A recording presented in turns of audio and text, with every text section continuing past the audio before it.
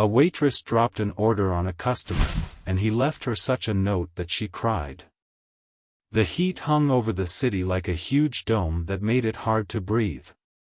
The small cafe on the corner of the street was packed to capacity.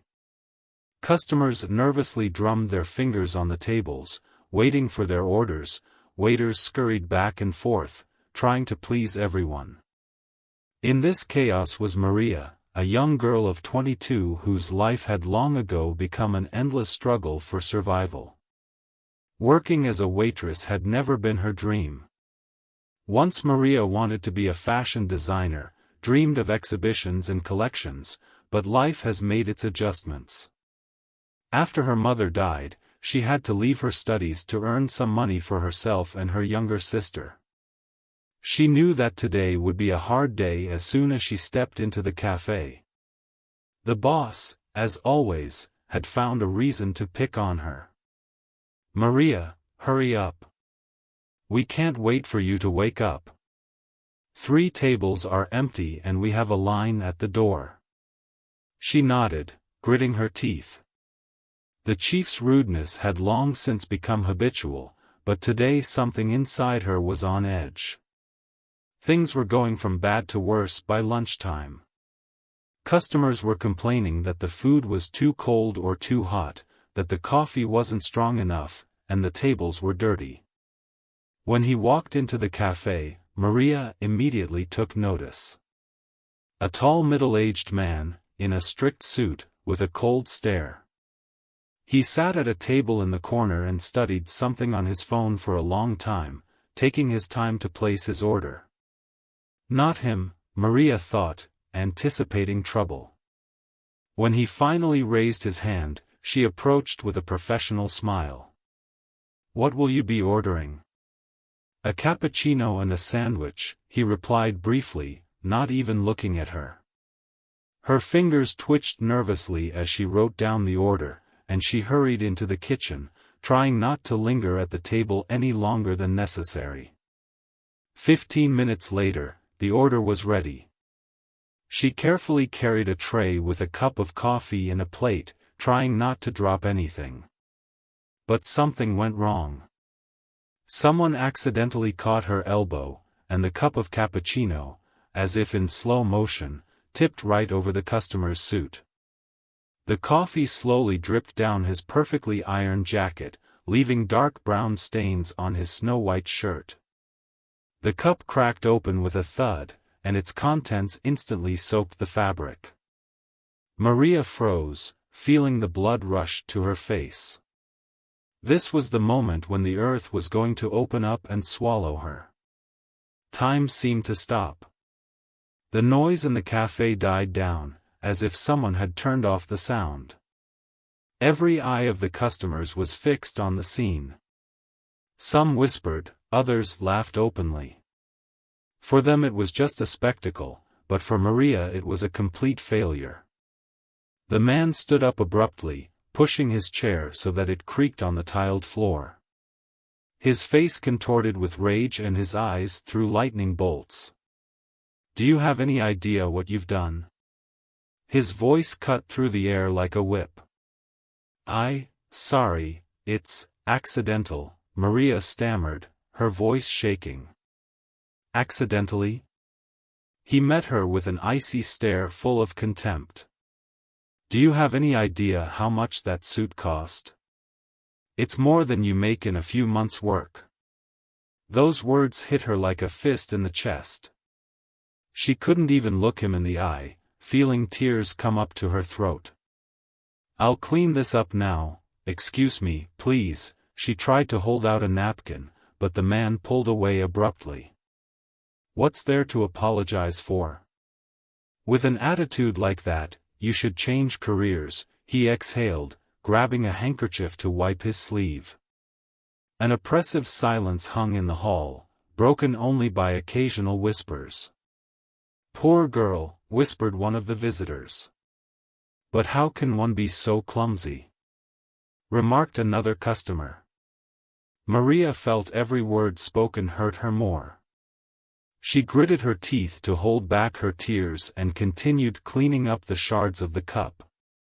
I'm not coming back here again." The man threw a cold glance at her. He pulled his wallet out of his pocket, placed several large bills on the table, and headed for the exit. When he left, Maria was left alone, standing by the table. Her hands were shaking and her heart was racing. She nervously brushed her hair out of her face and saw that there was money left on the table. Next to it lay a neatly folded napkin. "What's this?" she muttered, picking it up. There was something handwritten on the napkin. Her fingers trembled as she unfolded it. "Sometimes mistakes say more about a person than their successes. Next time be more careful, you can do more than you think." She reread those lines over and over again, unable to believe her eyes. This was the same man who a moment ago had told her everything he thought. But those words, they were unexpectedly kind. Maria felt the lump in her throat dissolve. She tried to understand what the man wanted to say. Why, after all his complaints, had he written this? Was it a taunt or a sincere message? Dozens of questions began to swirl in her head. Who was he? Why had he left the money and this note? Why was he trying to support her? She put the napkin in her apron pocket, trying to hide it from the prying eyes of her co-workers, and continued to clean the table. But at that moment her thoughts were far away from the cafe. Maria couldn't concentrate for the rest of her shift. Her thoughts returned again and again to the note the man had left on the napkin. It annoyed her that she didn't understand his motives. What was it, bullying or an attempt to be supportive? When it was finally time to clean the hall and there were no more customers, Maria hid in the kitchen, pulled out the napkin, and reread what she had written again. Sometimes mistakes say more about a person than their successes. Next time be more careful, you can do more than you think. The words sounded unexpectedly warm, but she couldn't forget how irritated he looked at her. Her co-worker, a girl named Clara, noticed that Maria was pensive. "You're kind of weird today," Clara said, putting clean dishes on the shelf. "Is it because of that guy who made a spectacle of himself?" Maria wrinkled her nose, feeling the bitterness rising in her chest. "Yeah, but he left this for me," she replied, showing the napkin. Clara read the note, her face reflecting a mixture of surprise and disbelief. "That's odd. Maybe this is his way of apologizing?" "Apologize? For what?"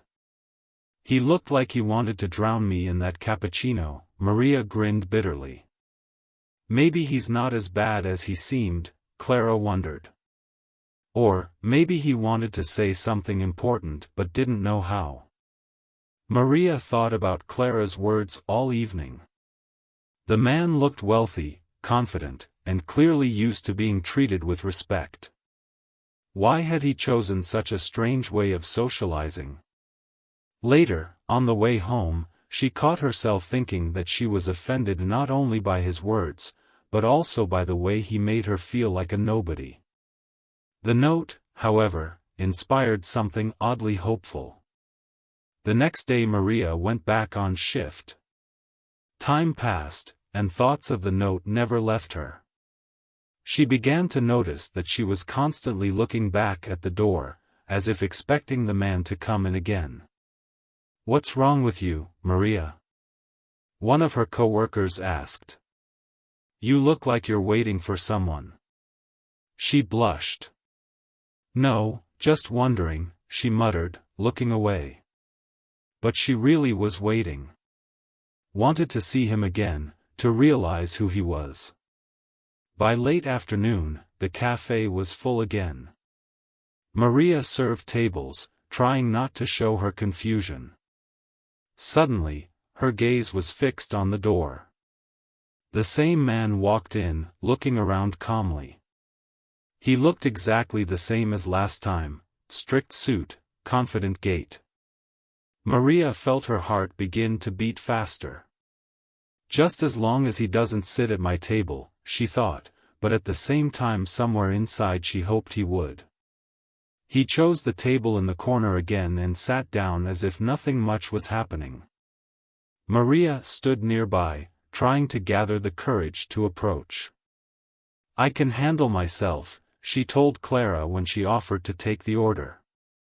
She took a deep breath and walked over with a professional smile, trying not to show how nervous she was. "Good evening. What will you be ordering?" He looked at her and smiled slightly. "A cappuccino and a sandwich," he said calmly, "just like last time." When she returned with her order, he thanked her with a slight smile. Nothing spilled this time, and Maria exhaled in relief. Throughout dinner, he glanced at her every now and then, and she caught herself trying to guess what he was thinking. When he finished, he left the napkin and note on the table again and left. Maria rushed to the table, feeling her hands shaking. She unfolded the napkin with bated breath. "You're braver than you think. If you want to talk, I'll be waiting." Maria sat at the desk in the staff room, holding the napkin with the new note. Her thoughts whirled, but she couldn't find a logical explanation for what was happening. "You're braver than you think. If you want to talk, I'll be waiting." The words sounded like a challenge, yet there was something reassuring, almost caring about them. "Is he playing with me?" she thought, feeling mixed emotions. Clara walked into the room, saw Maria sitting looking thoughtfully at the note, and frowned. "Him again?" she asked, nodding at the napkin. Maria nodded. "He wrote something again. Says he's waiting for me to talk to him." "And you're going to do that?" Clara asked, dropping down beside her. Maria was silent for a long time, mulling over her words. "I don't know. He's a strange one. First he makes a scene, and now he writes things like he's trying to be supportive. It's confusing." "Maybe he just wants to apologize," Clara suggested. "Apologize?" Maria grinned incredulously. "A man who's clearly used to things going his way?" "I don't think so." "Well, you said yourself he looks unusual. Maybe he's not as bad as he seems." Maria thought again. There was something about him that she couldn't figure out.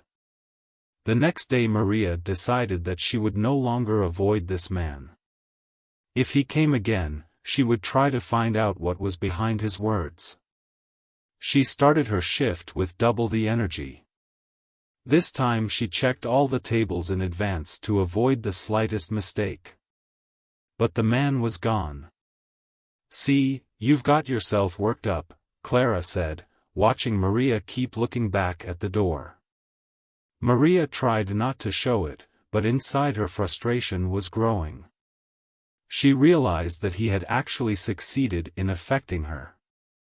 In the evening, when Maria returned home, she found an old photo album on the kitchen table. Her younger sister Sophia, who was only 12, was sorting through things to put them in order. "Look, Maria," Sophia said, showing her one of the pictures. It showed their mom smiling next to a man who looked surprisingly familiar. Maria froze. "Where did you find this?" she asked, feeling everything turn over inside. "In a box of my mom's old papers," Sophia replied, shrugging her shoulders. Maria took the photograph and scrutinized it closely. The man in the picture was younger, but his features were clearly recognizable. "It's him," she whispered. The night passed in restless thoughts. Who was this man? What was his connection to her mother? Why had he shown up now? The next day Maria returned to work with even more determination. She decided that if this man came again, she would be sure to talk to him. And he came. As usual, he walked in quietly, sat down at his usual table in the corner, and ordered the same thing, a cappuccino and a sandwich. When Maria brought the order, she couldn't help herself. "I want to ask you a question," she said, feeling her voice shake a little. The man looked at her and smiled slightly. "I'm listening. Why are you leaving me these notes? What do you mean by that?" He paused for a moment, as if considering whether to answer. "Because you remind me of a woman who once changed my life," he finally answered. Maria frowned, not understanding. "What woman?" "Your mother," he said quietly. Those words struck her like thunder. "You knew my mother?" He nodded. "Yes. But it's a long story. If you want, I'll tell you." Maria stared at him, feeling everything turn over inside. "I want to know the truth," she replied firmly. Maria lowered herself into a chair across from the man, who now looked far less stern than he had when they first met. His eyes reflected a mixture of sadness and warmth, and his voice was quieter, as if he were sharing something very personal. "I met your mother many years ago," he began, folding his hands on the table. "It was during a difficult time for me. I had lost my job and my life was going downhill. That's when I stopped by a little cafe, just to think about what to do next." He paused, as if returning his thoughts to those days. "Your mother was a waitress there. I looked like a total loser, in a crumpled suit, with a blank stare. But she addressed me with such kindness, as if she saw something in me bigger than myself." Maria listened intently, her hands trembling slightly. "She brought me a cup of coffee and said, 'You look like you need a friend.' I laughed then. But it was her words that made me believe, for the first time in a long time, that things could change." The man looked at Maria as if trying to gauge her reaction. "She listened to me when I told her my problems. And then she said one phrase that changed my life forever: 'Sometimes mistakes are the best way to start over.'" Maria awed. Those words matched the ones he'd written on the napkin. "You used her words in a note to me?" "Yes," he replied, smiling slightly. "Because I saw that you were going through a difficult time, too. You remind me of her." Maria felt a rush of emotion. It had been a long time since she had heard anything about her mother, other than the memories she held in her heart. "But why did you choose to come back into my life now?" she asked, trying to hide her excitement. "I happened to see you here. At first I didn't even know you were her daughter, but when I noticed how you reminded me of her, I realized. Your eyes, your smile, those are her features." The man sighed and continued. "I feel I must repay the kindness she has shown me. She helped me believe in myself, and I want to do the same for you." Maria didn't know what to say. On the one hand, she was touched by his words. On the other, doubt gripped her. "What makes you think you can help me?" "I have my own life, my own problems," she said, trying not to sound ungrateful. "Because I see you trying, despite everything you've been through," he replied. "And I know how hard it is when it seems like no one believes in you." Those words went straight to her heart. The man pulled a small envelope from his pocket and placed it on the table in front of Maria. "Here's the address and my contacts. If you ever want to talk or change anything in your life, write or call me. I'm not asking for anything in return. I just want to help." Maria stared at the envelope, not knowing what to do. She was afraid it might be too good to be true. "I don't know," she muttered, trying to find the right words. "Take your time deciding," he said. But remember, you have a choice. You can always be stronger than you think. The man left the money for her order and walked out, leaving her in a state of utter confusion.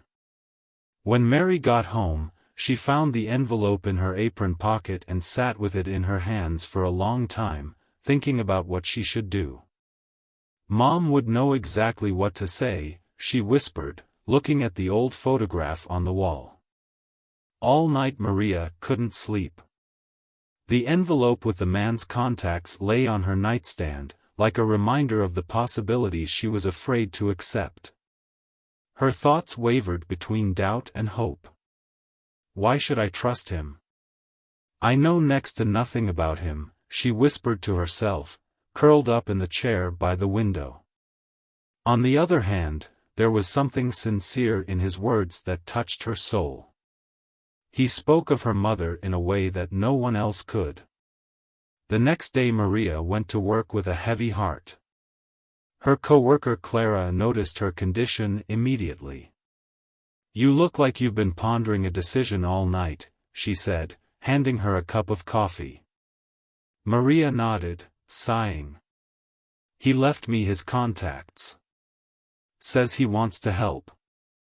But for some reason I'm scared," she replied, rubbing the napkin in her hands. Clara thought for a moment, then smiled. "You're scared because it's a chance. A real chance to change your life. And that's what we tend to fear the most." Those words stuck with Maria. She always felt like she was used to her routine, even if it didn't suit her. "But what if I'm wrong?" she asked, looking into her empty cup. "You won't know until you try," Clara replied. The day after her shift, Maria made up her mind. She opened the envelope, pulled out a business card with her name and phone number neatly printed on it. She sat with the phone in her hands for a long time, dialing and erasing numbers. Finally, plucking up courage, she pressed the call button. "Hello," she heard a familiar voice on the other end of the line.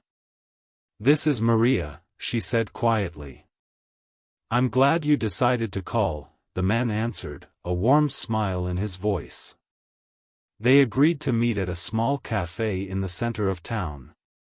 When Maria walked in, he was already waiting for her at a table, dressed, as always, from the Needle. "Good to see you," he said, rising to say hello. Maria sat down across from him, still feeling slightly tense. "I thought long and hard before I called," she began. "That's normal. Big decisions take time," he replied.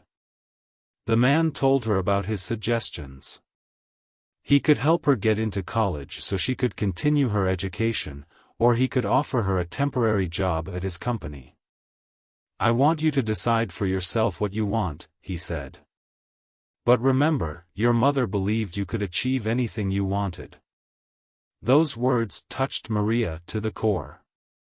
She remembered how her mother had always supported her dreams, even when they had to economize on the essentials.